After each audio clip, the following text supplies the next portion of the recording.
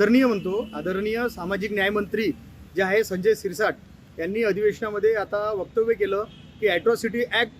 जो कायदा आहे त्यामध्ये जे अटक होत होती ते अटक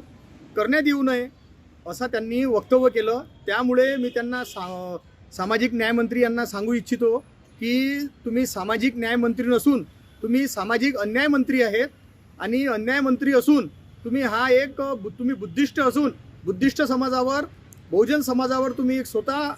अन्याय करत आहे। म्हणून त्यांचा आज आम्ही पुतळा जाळला आणि त्यांनीच म्हटलं आहे की ॲट्रॉसिटी ॲक्ट हा जो कायदा आहे यामध्ये जे अगोदर आरोपीला अटक करत होते ते अटक न करता त्याची अगोदर चौकशी करायची, चौकशी केल्यानंतर जर तो आढळला तर त्याला अटक करावी आणि तो मग कायदा न्यायालयात पाठवावा। पण जर असं जर झालं तर मी एक सामाजिक न्यायमंत्री जे अन्याय मंत्री आहेत संजय शिरसाट यांना सांगू इच्छितो की महाराष्ट्रामध्ये 8,698 गुन्हे दाखल आहेत, त्यापैकी फक्त 2%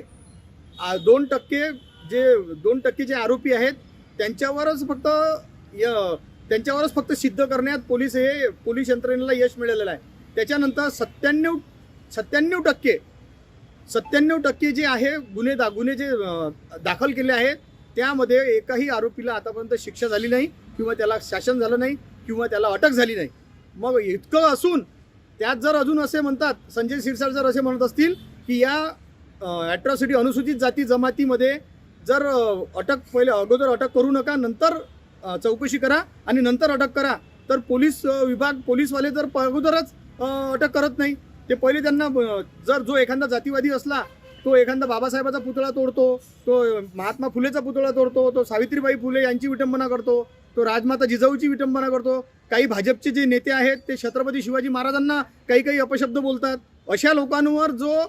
हा कायदा आहे या कायद्यामुळे अशा लोकांवर बंधन आहे, पण तेच बंधन जर संजय शिरसाट आपल्या प्रसिद्धीसाठी किंवा आपल्याला अधिक मोठं याच्यापेक्षा मोठं पद घेण्यासाठी त्यांची जर अशी हालचाल चालू असेल तर मला असं वाटते की सामाजिक न्यायमंत्री अन्याय मंत्री जे संजय शिरसाट आहे